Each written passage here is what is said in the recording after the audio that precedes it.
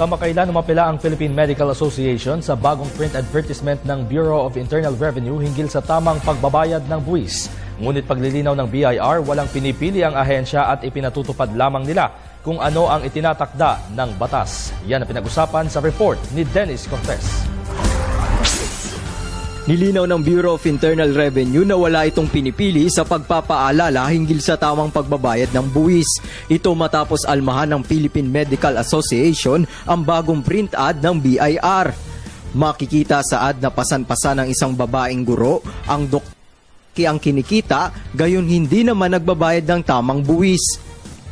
Ayon sa PMA, maling impresyon ang hatid nito at tila pinamumukhang pabigat ang mga medical practitioner. Naman po sanang ganong gagawing smear campaign po because we are highly educated, we are doctors po. 10 taon po ang pag-aaral namin at ang aming serbisyo po karamihan libre.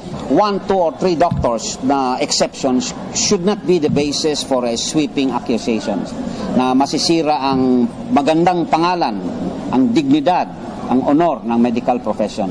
Nitong Typhoon Yolanda, nagpadala kami ng 7 barko, puno ng mga sako-sakong bigas, pagkain, tubig, mga gamot at mga doktor. Worth 10 million pesos yon ang nagastos ng mga doktor. Sariling contribution ng mga doktor yan. Hindi yan binawas. Hindi binawas sa kanilang income tax yun.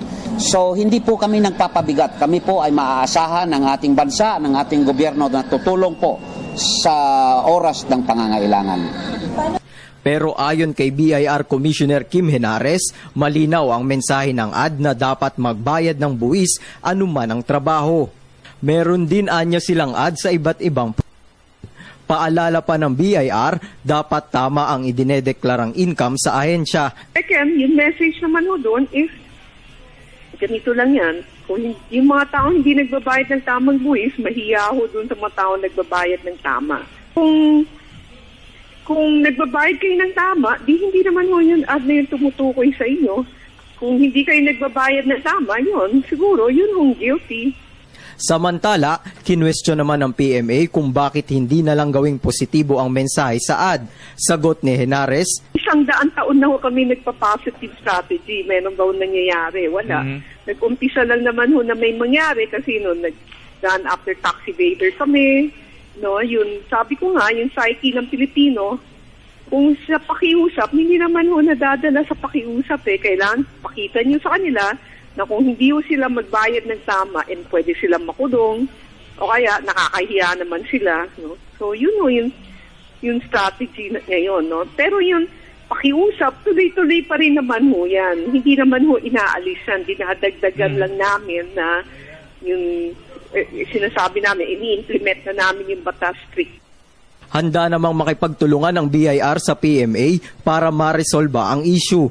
Ayon pa kay Henares, tuloy-tuloy ang pagbibigay nila ng seminar hinggil sa tamang komputasyon ng binabayarang buwis. Samantala, namagita naman ang Senado sa iringan ng 2 panig. Payo ng ilang senador, mas mabuting idaan na lang sa dialogo ang nasabing usapin. Para sa Telebisyon ng Bayan, Dennis Cortez.